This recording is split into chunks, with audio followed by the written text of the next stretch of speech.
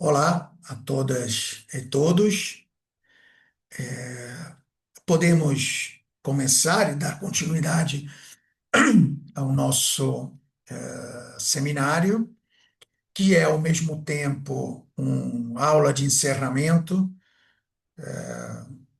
das disciplinas que eu ministrei, né? Sou professor Rossano Pecoraro da Unirio, dedicado à filosofia brasileira e, ao mesmo tempo, como eu estava dizendo, enfim, conversando com os colegas do laboratório e com os próprios palestrantes, a ideia, também graças, né, ao entusiasmo dos estudantes e das estudantes mais engajadas e engajados, cresceu, né, ao ponto de se tornar, ao mesmo tempo, uma iniciativa pioneira, de alguma maneira, uma atividade, né,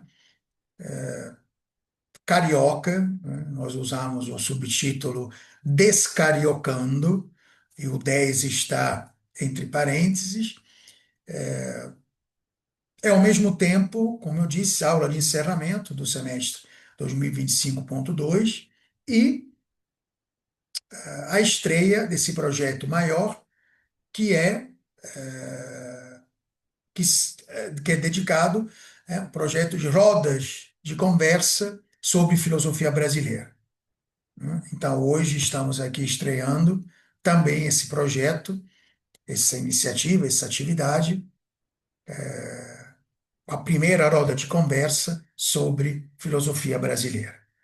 E temos aqui a grande satisfação, né, grande alegria de ter os nossos convidados de hoje, que são o professor Lúcio Álvaro Marques, né, professor do Departamento de Filosofia e Ciências Sociais da Universidade Federal do Triângulo Mineiro, também docente do programa de pós-graduação em educação da mesma universidade e pesquisador do CNPq, e também a grande alegria, a grande satisfação estar aqui conosco, ter conosco o pesquisador, o doutorando, né, em educação pela UFTM, Universidade Federal do Triângulo Mineiro, Tarcísio Afonso Tivoli.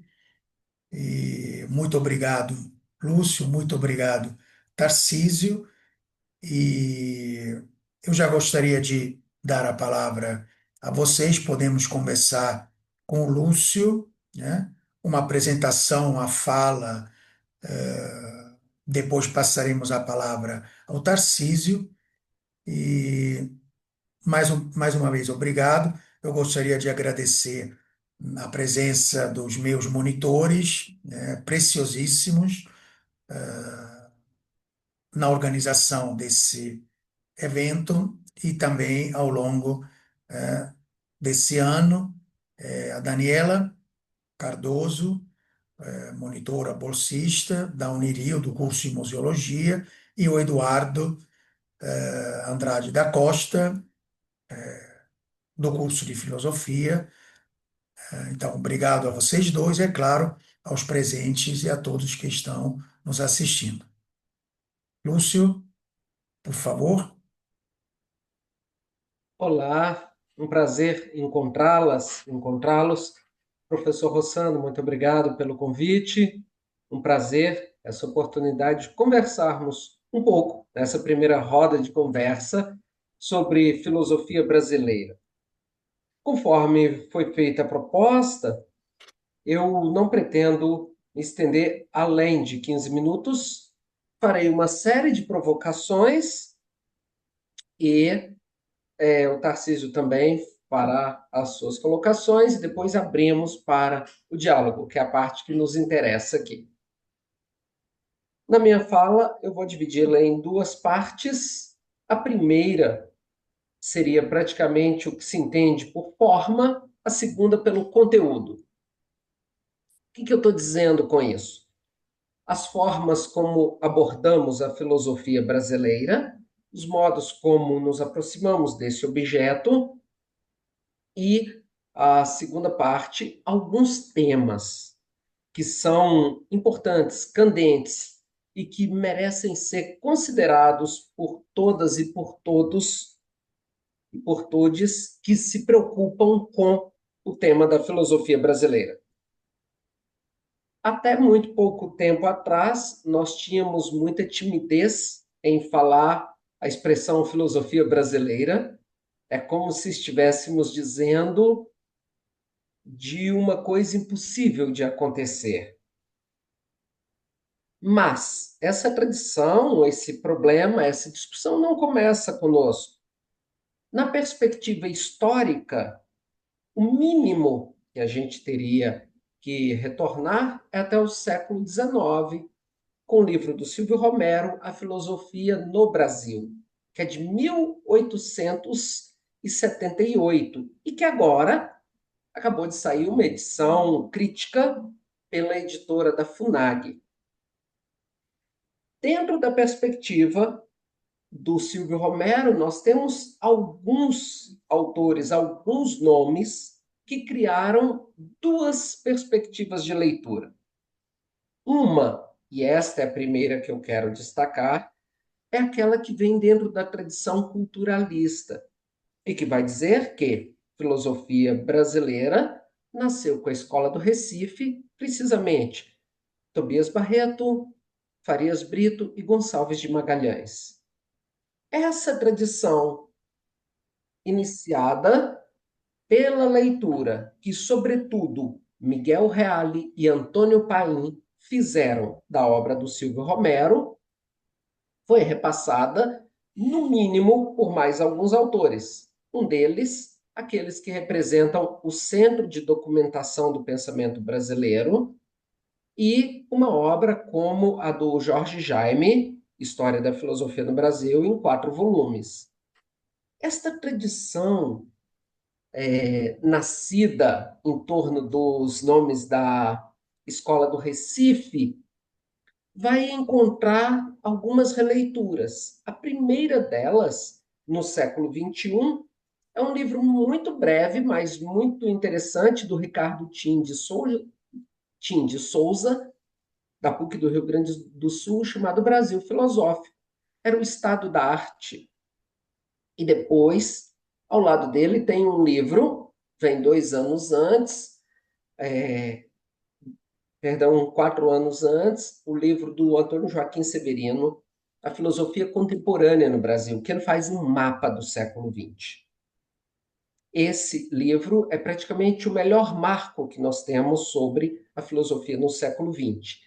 Recentemente, 2013 e 2020, nós tivemos 2 grandes volumes escritos pelo professor Paulo Margutti, História da Filosofia no Brasil, respectivamente, volumes 1 e 2. Então, nós temos uma forma de encarar o pensamento brasileiro, que é esse da perspectiva histórica. Porém, existe uma outra forma, essa vinda do século XX, que faz uma releitura também do Silvio Romero. É aquela forma iniciada, por exemplo, por Cruz Costa, que relê de um modo menos ortodoxo o Silvio Romero, mas que tem alta influência dentro da academia por fazer uma base do que seria a filosofia brasileira na primeira metade do século XX, com contribuições à história das ideias no Brasil. É uma obra clássica de 1956. O ponto de convergência nessa segunda linha estariam, sobretudo, nos autores Bento Prado Júnior e Paulo Arantes. Paulo Arantes, com o Departamento de Filosofia de Ultramar, eles dois, retornando à leitura que Antônio Cândido fez da história da literatura do Silvio Romero, e em parte da filosofia no Brasil do Silvio Romero, cria uma nova tradição interpretativa no Brasil, que aí já não é mais a perspectiva histórica, mas é o ensaio histórico. Então, dentro da perspectiva do ensaio histórico, nós temos, no século XX, Cruz Costa, Bento Prado Júnior, Paulo Arantes, claro, que eu estou deixando outros de lado, como Roberto Gomes, Crítica da Razão Tupiniquim, mas lembrando esses três, e no século XXI, em 2017, precisamente, nós tivemos uma grande obra chamada Filosofia no Brasil, Legados e Perspectivas, ensaios metafilosóficos do Ivan Domingues. Aqui nós temos uma segunda forma de encarar a filosofia brasileira, que é o ensaio histórico. É uma outra perspectiva.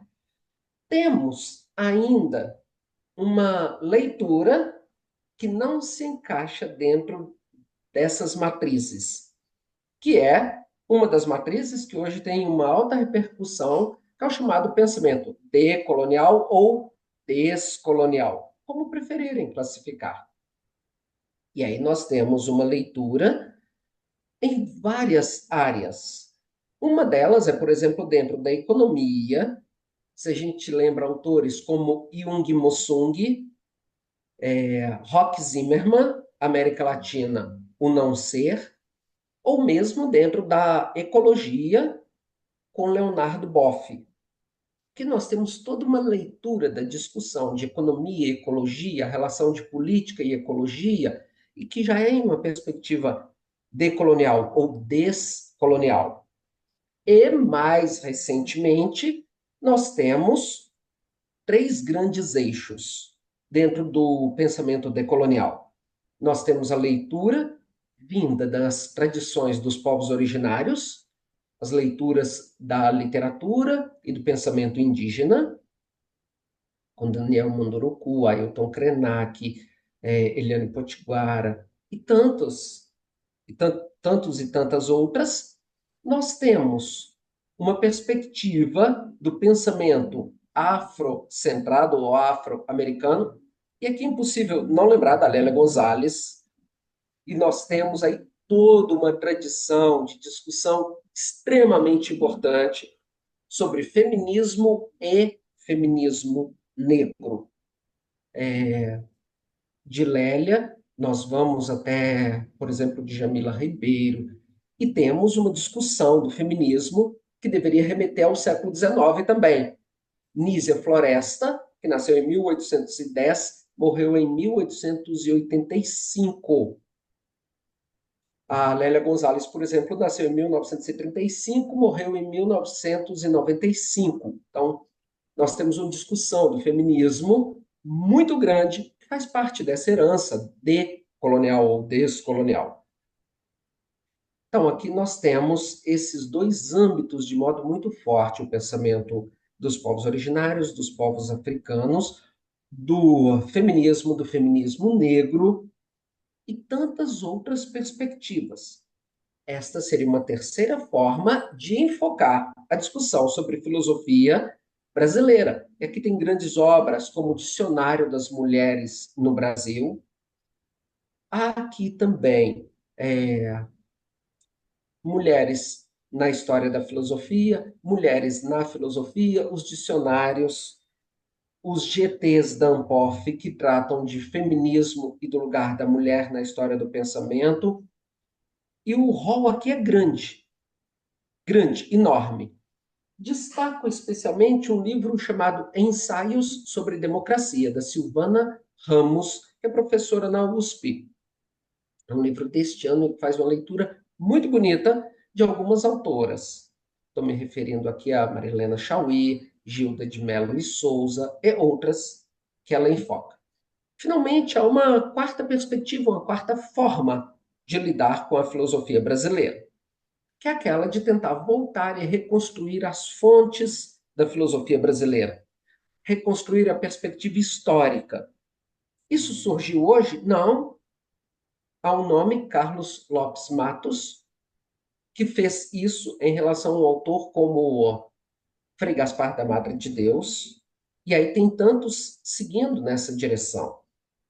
Atualmente, nós temos um bom número de professores que trabalham nessa direção, como o professor Roberto Pir, da PUC do Rio Grande do Sul, o Alfredo Storck e todos os outros professores que estão envolvidos, por exemplo, com a série de livros chamada Escrita Scripta Brasiliana, que estão saindo pela FUNAG e que tem trazido obras do período colonial e imperial, e todos eles com edição bilíngue dos textos, exceto aqueles que já estão todo em português.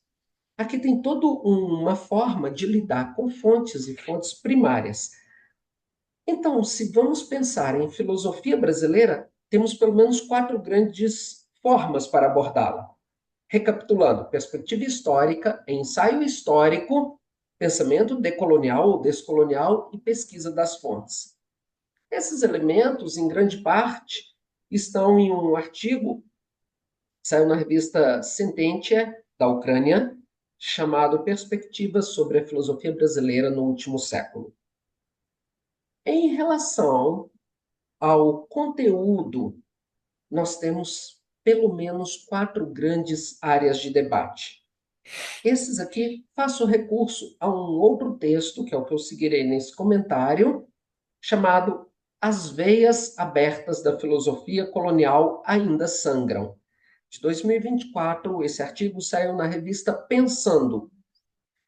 Há quatro grandes problemas que nós poderíamos dizer são aqueles que são pensados pelo pensamento e propostos pelo pensamento decolonial, que são o ser, o gênero, a raça, a classe. E aqui vou exemplificar com quatro aspectos.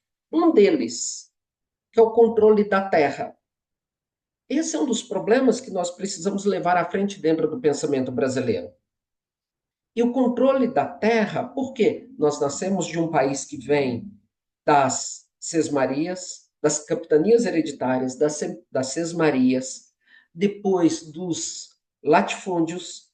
Até hoje, a maior parte das terras cultiváveis estão nas mãos dos latifundiários, e isso provoca não só o que foi o êxodo rural da primeira metade do século passado, mas, até hoje, provoca migração interna no país, com alguns problemas extremamente sérios. Vou usar um conceito derridiano e deleuziano também, em parte, a desterritorialização.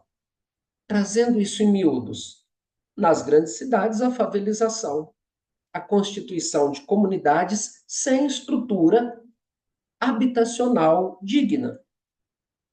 E nós, muitas vezes, pensamos que isso é um problema alheio. Não. Quando nós pensamos isso, nós precisamos lembrar algo que é uma realidade muito triste.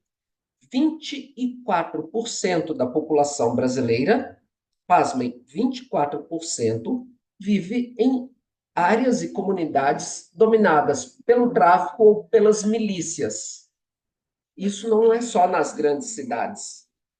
Nas cidades de porte médio também tem, de norte a sul, leste a oeste. Isto é, praticamente uma a cada quatro pessoas sofrem com o problema do domínio territorial. Então, não é só favelização, é favelização e ausência de condições. Esse é um dos temas que nós não podemos esquecer dentro da filosofia brasileira. O segundo é o domínio dos corpos. O domínio dos corpos que vem casado com dois grandes dramas sociais. No Brasil, nós não fizemos suficientemente a crítica do processo de escravização que houve aqui por quase 4 séculos. E mais do que isso, nós não fizemos a reintegração entre as classes sociais. Não só pretos, pardos e brancos, mas pretos, pardos, indígenas, brancos e outras minorias. E também nós não fizemos em relação ao gênero. Por quê? Porque, infelizmente, as mulheres ainda continuam ganhando menos que os homens nesse país. Então, aqui nós temos um problema de domínio dos corpos, que acontece entre gêneros e que acontece entre esses grupos, por exemplo, pretos, pardos, indígenas, PCDs, que nós muitas vezes não percebemos. Dou um exemplo apenas de quão difícil e quão trágico é isso.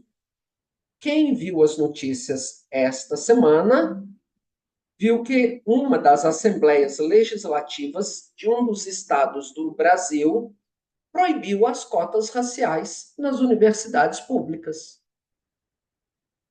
Precisa de segregação maior do que essa? Será que nós já superamos essas discussões? Não. Elas estão muito vivas. Passo a mais dois problemas. Um outro, o uso do poder. O uso do poder que se confunde em nosso meio com três grandes aspectos: o patrimonialismo.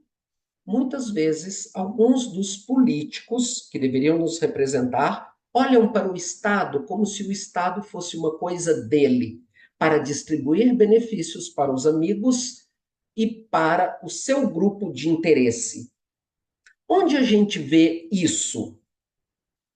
A gente vê isso, por exemplo, dentro das emendas de relator, que foram propostas em 2020, 2019, emenda constitucional número 100, e que foi aprovada.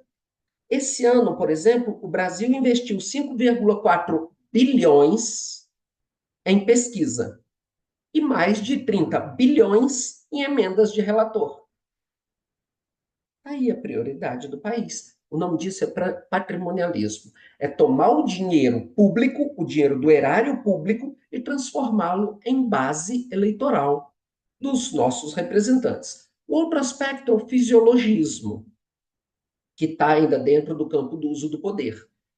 Alguns políticos que vivem como políticos, passam anos, décadas, entram para a política aos 18 anos e nunca mais saem. Nós temos tantos nomes, tantos exemplos em todos os segmentos do poder nesse país, municipal, estadual e federal. E, finalmente, nós temos um outro uso do poder, que é a violência nua do Estado. Tragicamente, vocês se lembram do que aconteceu há poucos dias aí no Rio. Isso aqui dispensa comentários, mas gostaria de fazer um passo atrás. Entre 1990 e 2019, só no estado do Rio, 200 mil pessoas foram assassinadas. Precisa de um estado, de um modelo de estado. Aqui eu não estou me referindo ao estado só do Rio de Janeiro, mas um modelo de gestão pública mais violento que esse. Entre 1990 e 2019, 200 mil pessoas só no estado do Rio. Isso é um uso abusivo do poder contra a vida nua dos cidadãos. O Estado tem direito de punir, só não tem direito de transformar a punição em pena de morte, que aí é um outro departamento. E finalizo com um aspecto da cultura, ou do conhecimento. A administração da cultura, do conhecimento. Começo com o exemplo dessa Assembleia Legislativa que eu falei agora há pouco, quando ela diz que cotas não serão admitidas nas suas universidades públicas. O que está sendo dito dentro desse argumento? O que está sendo dito é que a cultura está limitada a um grupo ainda. E aqui nós temos um problema muito grande, porque não é só termos políticas de acesso ao ensino superior, ao ensino público, mas é termos acesso e permanência, políticas de permanência. Acessar só não resolve. É preciso ter políticas de permanência.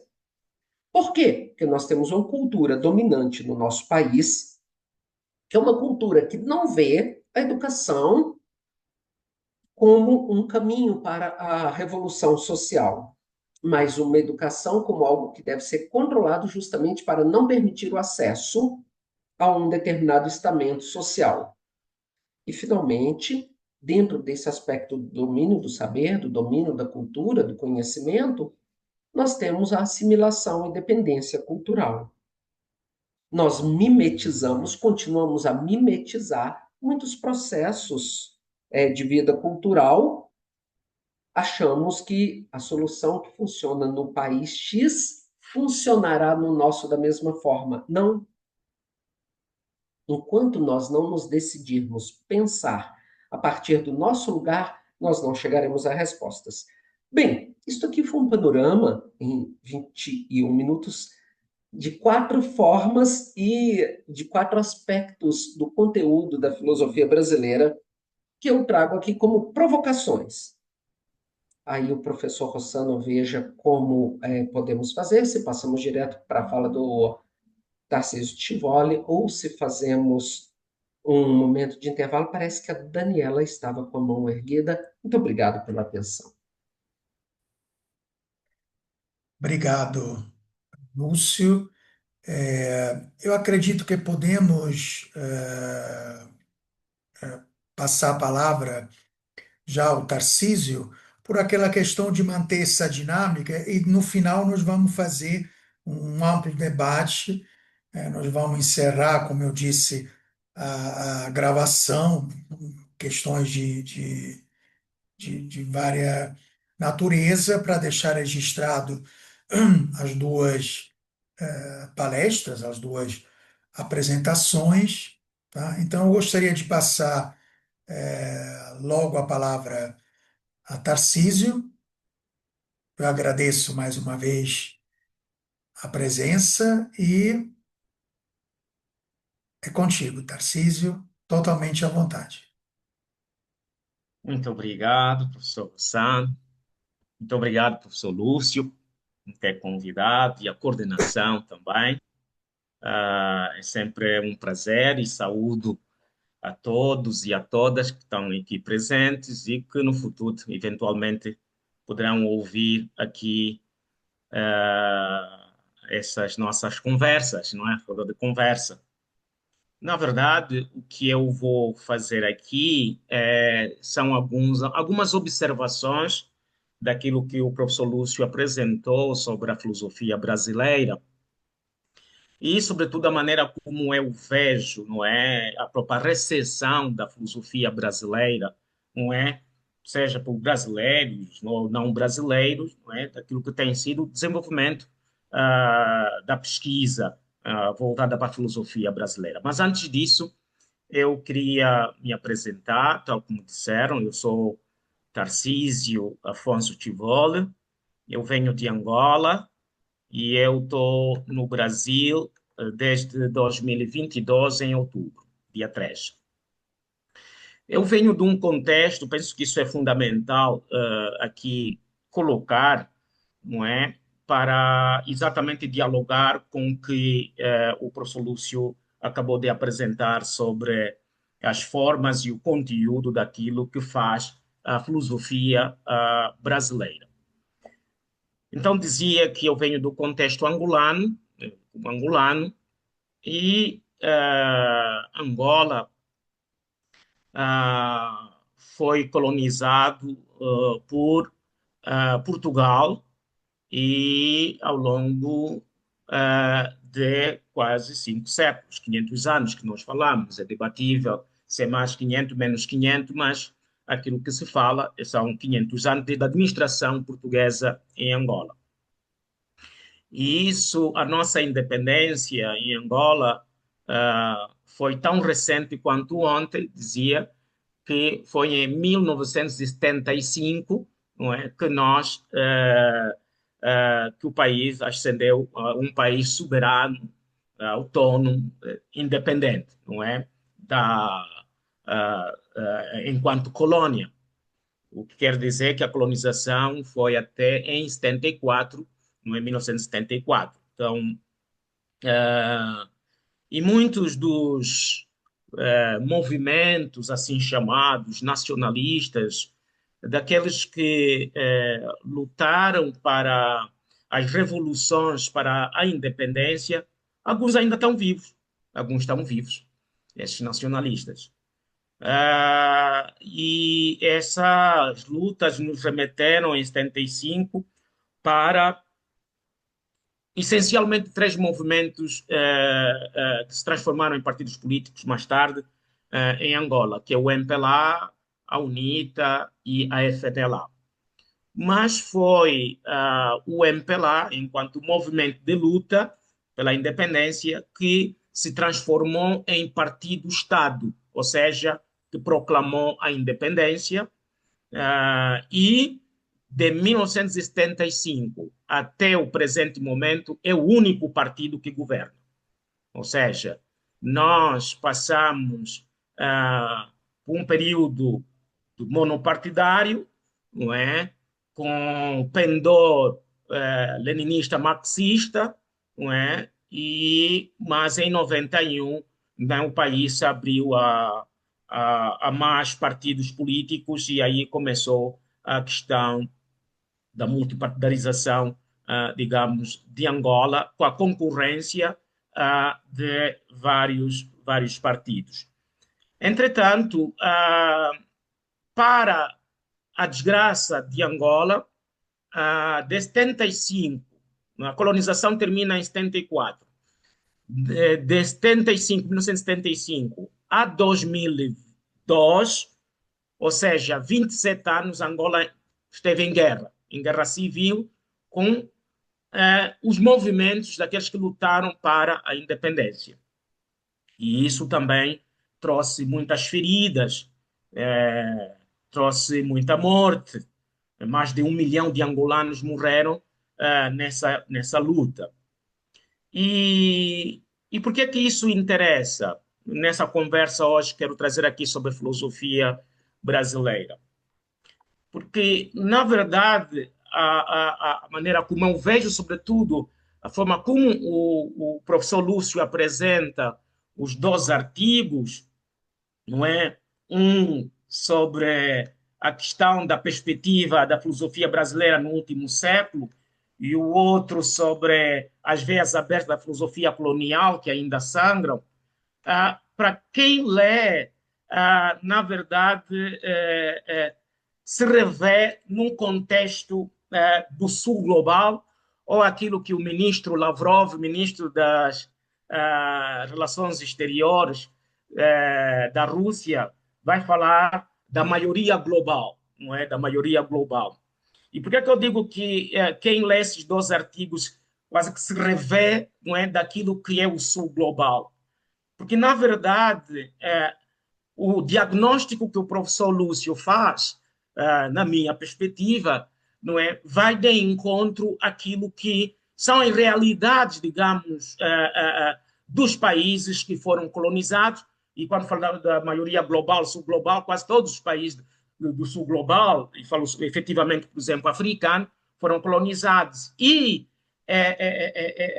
este olhar do diagnóstico que o professor que faz no artigo, que é sobre o Brasil, não é? Eu, enquanto angolano, revejo-me, não é, também no meu país, revejo-me naquilo que são as veias abertas a sangrarem, digamos, em Angola, e não só em Angola, em alguns países que também eu vivi. Estou a falar, por exemplo, da Tanzânia, estou a falar, por exemplo, do Quênia, estou a falar, por exemplo, do Uganda, para dizer, por exemplo, no Uganda, Museveni, não é? O presidente Museveni está há mais de 36 anos, não é? No poder.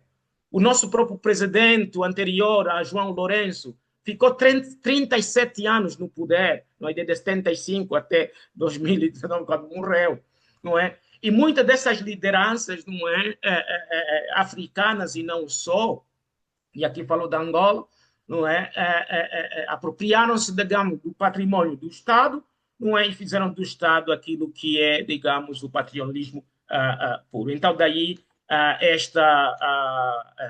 esta visão que eu apresento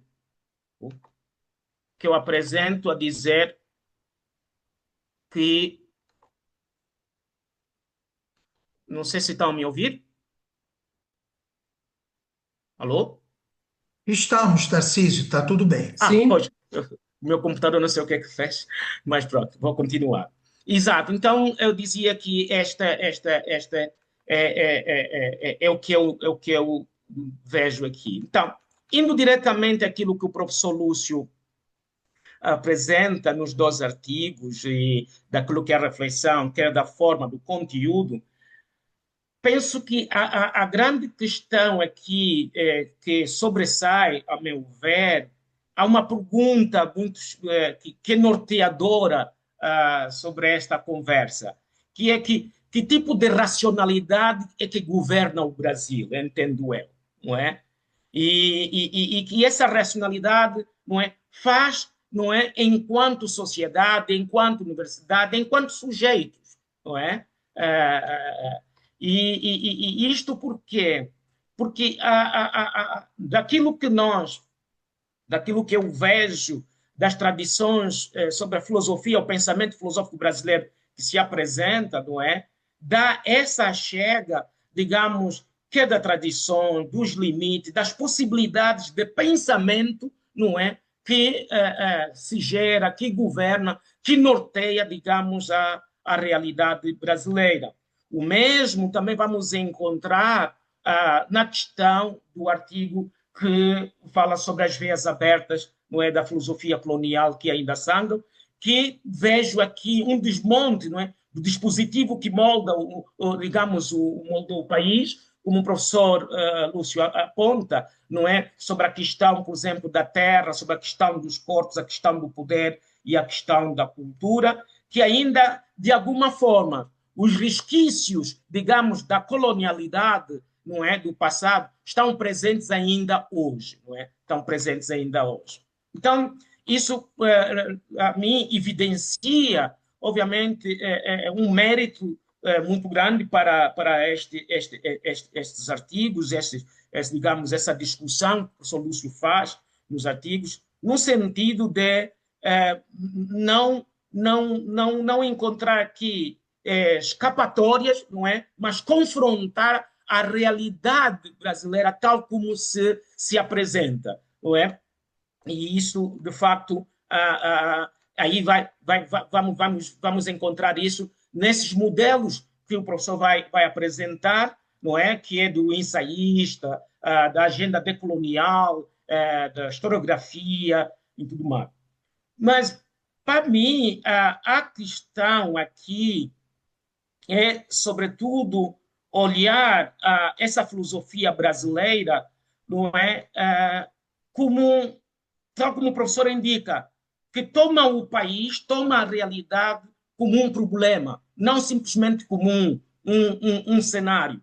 Ou seja, não é, pensar o Brasil exige situar-se no Brasil. Ou seja, não há essa questão da neutralidade. E isso é tão importante porque, na verdade, muitas das vezes, a tendência, sobretudo no campo acadêmico, e falo da pós-graduação, para nós estudantes, não é? Aquilo que é a realidade que nos confrontamos, não é, todos os dias, muitas das vezes, não é? E aqui falamos da questão da terra, da questão dos corpos, da questão do poder. Essa articulação, muitas das vezes, ou se transforma em ângulos abstratos, não é? Ou se transformam em dados empíricos que não dialogam com teorias como tal. E que aquilo que eu noto que o professor nos traz aqui no artigo é esse casamento, digamos, esse diálogo, não é, de números, não é, de uma filosofia que dialoga com os números reais. Por exemplo, da questão da terra, dos 60 milhões de hectares brilhados segundo a última estimativa, por exemplo, do MAP Biomas, por exemplo, da questão de 80% de mortes violentas no país, não é? Que quase desses 80% são negros, não é? Da questão do poder, né? E das práticas patrimonialistas, não é? Que atravessam o Estado, da questão da cultura que o professor bem referenciou, não é? Dessa tendência, não é, de buscar de alguma forma realidades externas, não é? A nossa, passa a redundância, a nossa realidade presente. Ou seja, aqui que eu quero dizer é o seguinte, não é? Se eu pegar Platão, não é? Platão não escreveu para Angola, Platão não escreveu para o Brasil, não é? É claro que não estou a dizer que Platão não pode dialogar. Pode dialogar, obviamente, não é? Sei lá, sobre o conceito da educação, sobre a questão da justiça. Mas a minha questão temos pessoas que nos apresentam a realidade, não é? Não é? E dialogam com essa realidade que nós marginalizamos. E é isso que eu vejo, de facto, de grande assessor positivo, digamos, da filosofia brasileira que eu vejo, que se centra, digamos, no enfrentamento, não é, direto da colonialidade, olhando para a realidade. E aí, outra coisa que eu noto nos artigos é essa questão da genealogia, não é? Que o professor, claro que esse termo não vem da genealogia como tal, não, embora o professor não apresente, mas eu noto que é um método claramente presente, não é? Presente quando o professor, por exemplo, busca a questão do patrimonialismo, não é? Não é uma distorção, mas que é uma racionalidade organizada, ou seja, a desigualdade que não é acidental, mas é uma arquitetura política no Brasil, não é? E que a importância, digamos, a importação à crítica de ideias não é uma ingenuidade, não é? Mas um efeito de longa história de subalternização intelectual, ou seja, de alguma forma relegar ao segundo plano aquilo que se produz intelectualmente no Brasil, não é? Para nos agarrarmos àquilo que são os nomes que dão, assim, na gíria atual, dizemos nomes que dão likes, não é?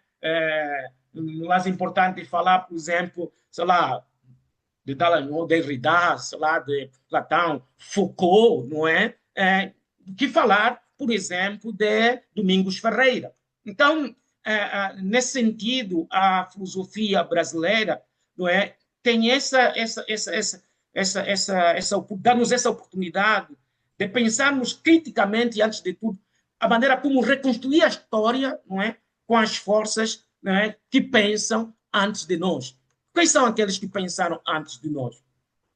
E aqui nós encontramos, claro, essas epistemologias críticas, não é, que o professor Lúcio também aqui menciona, da questão da descolonialidade no Brasil, que é muito interessante nisso, porque nós encontramos aqui, de alguma forma, a concorrência de vários saberes, inclusive dos saberes indígenas, dos saberes afro-brasileiros, não é? Que, de alguma forma, vai se produzindo localmente e entram em concorrência, claro, na minha perspectiva, como o saber intelectual, digamos, do público brasileiro. E isto é importante. E aqui faço esta observação, como disse, minha tarefa aqui é fazer mais uma observação, de que o trabalho, por exemplo, que o professor Paulo Maguto tem feito, de nos apresentar, por exemplo, nomes como Antônio Pedro Figueiredo, Eduardo Ferreira França, que o professor também mencionou, de Tobias Barreto de Menezes, Domingos José Gonçalves de Magalhães, ou ainda nomes que Pugliese vai apresentar das mulheres na pesquisa no século XIX, como Ana de Barandas, Nízia Floresta, Ana Luzia Azevedo, Francisco Diniz, Maria Firmino, Josefina Álvaro de Azevedo, Emília Freitas. Então, temos aqui, digamos, nomes que produzem pensamento, não é? De filosofia brasileira e que, de alguma forma, não é só brasileira no sentido geográfico como tal, mas como problemática, como assunto que, de facto, deve questionar, não é? Deve elevar, digamos, a realidade da discussão local. E daí, então, eu posso aqui deixar, enquanto questões, nós aqui a debater, de que forma é que podemos integrar aqui as próprias epistemologias críticas, não é? Sem criarmos aqui folclores, ou subalternização, ou converter, digamos, esse pensamento brasileiro, não é? Sem ser um apêndice da filosofia europeia, ou que quisermos chamar hegemônica, não é? Essa é uma questão que, para mim, isso é muito importante. Ou seja, olhar para a nossa filosofia brasileira na concorrência com as outras filosofias, mas de que forma que nós podemos, digamos, acautelar e ter esses cuidados para que essa filosofia não seja vista como um apêndice, não é? A outra questão que os artigos me suscitam muito quando se fala sobre essa da questão do poder e, sobretudo, da crise democrática, né, da crise da democracia como tal, do autoritarismo, não é? Presente, dos fake news, não é? Que o professor Lúcio vai indicar, dar indicações, que é uma continuidade da colonialidade presente, digamos, ainda na nossa realidade. Então, esta realidade, não que os artigos nos trazem, como nós abordarmos isso da melhor forma possível. E a outra questão que levanto aqui, que os artigos também me suscitam, é essa questão da falta de emergência do intelectual público brasileiro, assim como um tal, não é? E seu alcance global, não é? Nós ainda, muitas das vezes, encontramos essa resistência, não é? Nós, nas nossas aulas, nas nossas discussões, temos feito aqui abordagens, por exemplo, até da figura de Paulo Freire, não é? Que é pessoa muito citada com edições, não é? Produzidas, né? Mas que ainda no cenário brasileiro nós encontramos essa resistência, inclusive resistência intelectual, não é? Então a questão é como fazer, não é, transformar, digamos, essas figuras para esse pensamento, não é, não como apêndice, não como periférico, mas como algo relevante que de facto demonstra com toda a atividade aquilo que é o pensamento brasileiro, digamos, para o ganho global. E, por fim, claro, está ligado a tudo isso o anti-intelectualismo que nós verificamos, dos próprios negacionismos que, hoje por hoje, nós vivenciamos cada vez mais, não é? E essa falta, digamos, da adesão e de um certo militarismo de negar, de facto, aquilo que se produz, digamos, localmente, não é? Encontramos isso. Então, para concluir, tenho a observar a questão da importância, claro, da filosofia brasileira em relação à educação, que são, digamos, elos inseparáveis, não é? Ambos revelam, digamos, a engrenagem da colonialidade ainda presente, digamos, no Brasil. Atenção que aqui eu estendo o Brasil, mas também compreendo isso para o sul global, não é? Da própria emancipação intelectual, não é? Existente no contexto, que não se fala de uma emancipação intelectual sem um contexto, que existe um enfrentamento, não é? Daquilo que o professor Lúcio foi falar, da dependência epistêmica, né? Da reconstrução da exigência. E a própria filosofia brasileira, não é? De alguma forma, que parte e nos busca da questão do lugar da enunciação, não é? Do lugar da enunciação, que é importante nós preservarmos no sentido das nossas universidades, dos nossos estudos, como é que nós enunciamos esta filosofia brasileira lá onde nós estamos. E, por fim, então, em suma, queria aqui dizer que não basta nós interpretarmos aquilo que é a filosofia brasileira, é preciso nós, não é, compreendermos as forças que interpretam o Brasil desde antes de nós, para que possamos, enfim, produzir um pensamento capaz de reescrever o futuro do país. E com tudo isso, a nossa compreensão e convicção é de que a filosofia brasileira não precisa pedir autorização para existir. Ela precisa, sim, assumir-se como prática de reinvenção do comum.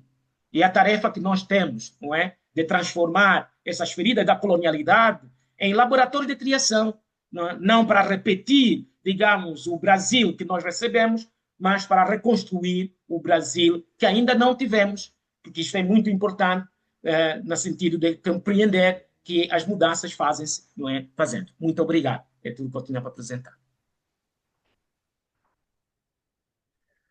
Muito obrigado, Tarcísio.